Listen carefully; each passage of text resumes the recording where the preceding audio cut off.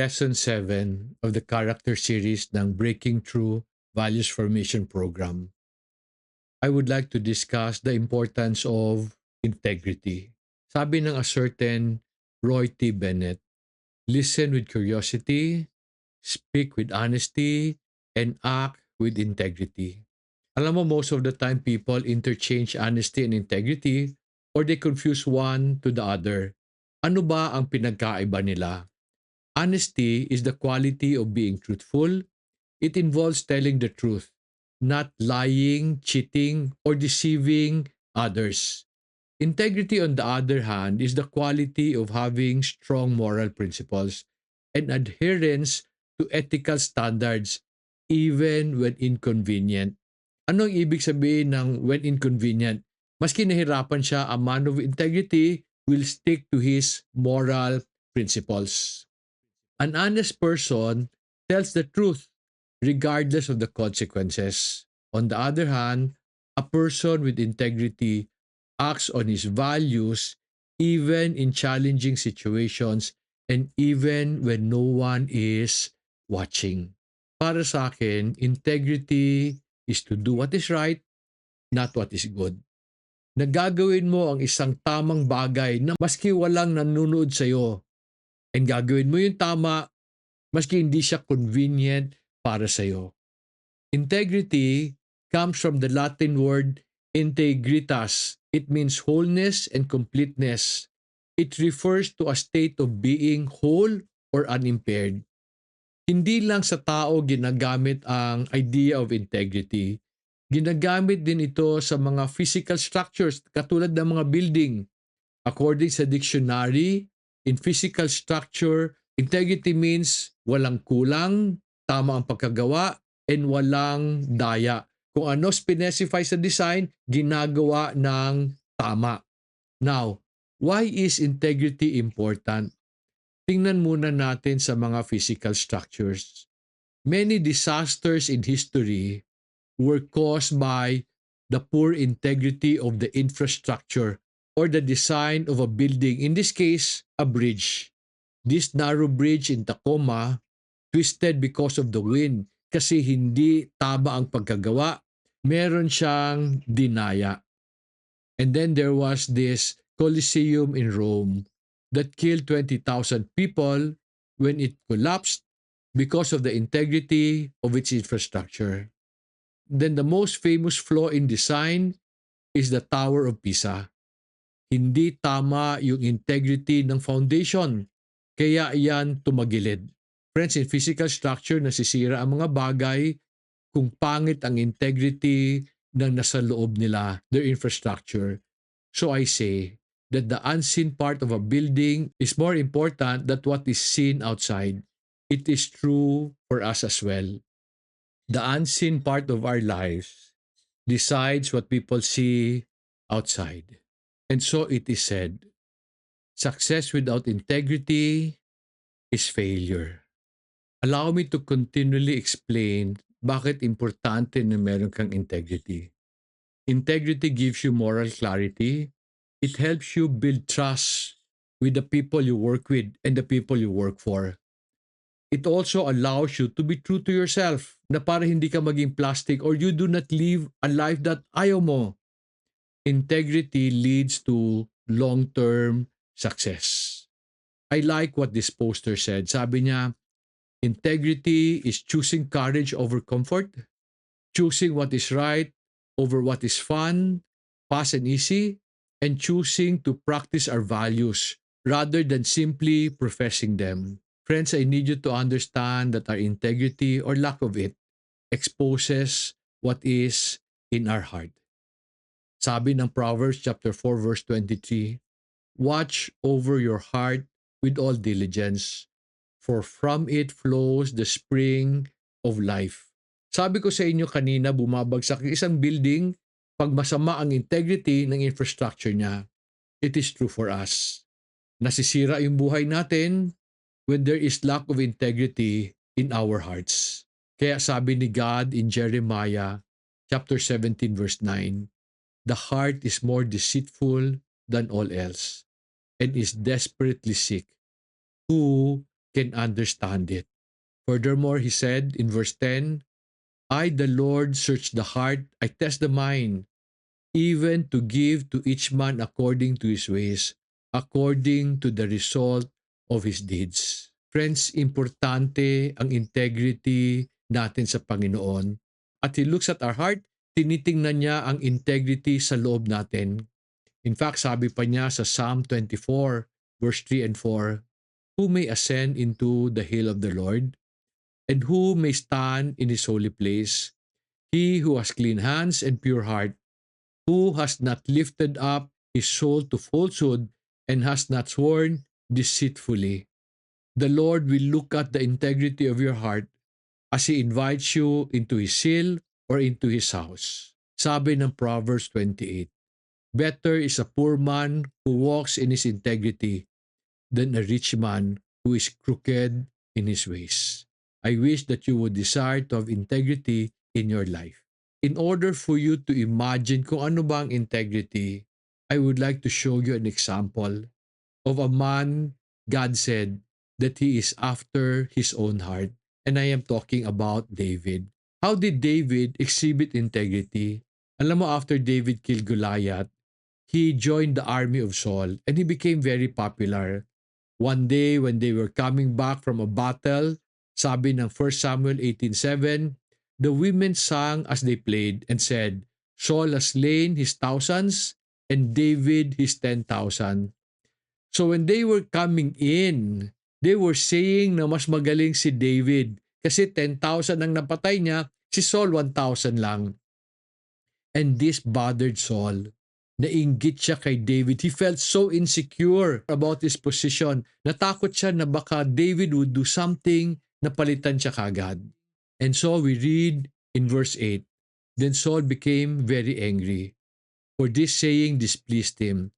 And he said, They have ascribed to David 10,000s, but to me they have ascribed thousands. Now, what more can he have but the kingdom? And because of this, Saul sought to kill David. Minsan kumakain sila together with other soldiers. Binato niya si David ng spear. And often he would find ways to make the life of David difficult. So David finally ran away. And when David ran away, certain people from Israel went to join him. According to the Bible, ang sumama sa kanila, yung hinahanap ng batas, yung merong nagawang kasalanan, yung walang mapuntahan, yung reject ng society. And these people became part of the army of David. Si Saul never stopped looking for David to kill him. So one day, Saul found the chance to do this. We read in 1 Samuel 24 verse 1 and 2. Now when Saul returned from pursuing the Philistines, he was told saying, Behold, David is in the wilderness of Engedi. Then Saul took 3,000 chosen men from all Israel and went to seek David and his men in front of the rocks of the wild goats. Sabi ng verse 3, he came to the sheepfold on the way where there was a cave, and Saul went in to relieve himself. Now David and his men were sitting in the inner recesses of the cave. Do you understand what happened? Nagtatago si David and yung army niya. But for some strange reason, or maybe God allowed it, si Saul had to relieve himself. Hindi ko alam kung naihi siya or meron siya ibang gusto gawin, but he went into the cave to relieve himself. David and his men were there. So sabi ng mga kasama ni David, Gracia, yung kaaway mo andyan and hindi tayo nakita. So pwede kang pumunta sa likod niya, patayin mo siya, and we can all go home. Tingnan natin yung sinabi ng tao ni David sa kanya. The men of David said to him, Behold, this is the day of which the Lord said to you, Behold, I am about to give your enemy into your hand, and you shall do to him as it seems good to you. Then David arose and cut off the edge of Saul's robe secretly. Sabi ng mga tao niya, You shall do to him as it seems good to you. What would be good for David during the time? To kill Saul, his king, so that hindi na siya magtatago. But after cutting a part of Saul's robe, nakonsensya si David. And so we read in 1 Samuel 24, 5 to 6. It came about afterwards that David's conscience bothered him because he had cut off the edge of Saul's robe. So he said to his men, "Far be it from me because of the Lord, that I should do these things to my Lord, the Lord's anointed, to stretch out my hand against him since he is the Lord's anointed."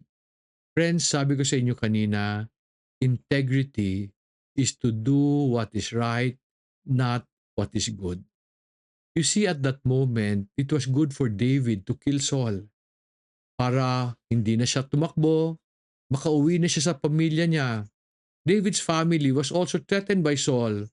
In fact, he took his father and his mother and brought him to another king na hindi Hudyo to be cared for. However, it was not right for David to kill Saul because since he was the Lord's anointed, only the Lord could remove him from his position, which he did eventually. Alam nyo, in business I say, internal strength is key to external growth. And so in life I also say, what is inside you is more important than what people see outside you. I believe integrity is an important issue today. So ang tanong ko lang, are we born with integrity? Is it something we inherit? Sabi ng definition ng dictionary, integrity is the quality of having strong moral principles and uncompromising adhering to them. Adhering means it is our decision to have integrity. So therefore, integrity is something we develop. Pero ang tanong, paano? How is this developed? Or who develops it? I really believe God puts us in situation so that we can decide to be a man of integrity. And He does this by sending us affliction. Sabi ng Psalm 119:67, "Before I was afflicted, I went astray. But now I keep your word." Do you want to be afflicted? No one of us want to go through affliction. However, I'm realizing God allows us to go through affliction for a good reason. Pag dumaan ka sa isang affliction or trial, gagawin mo yung gusto mo.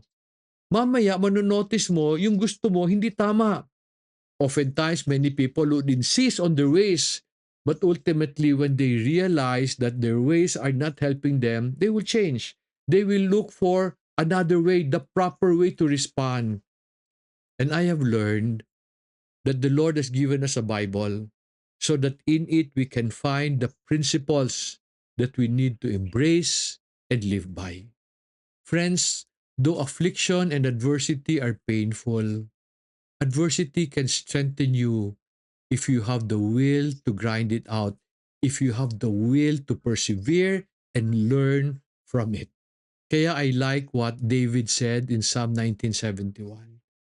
It is good for me that I was afflicted, that I may learn your statutes.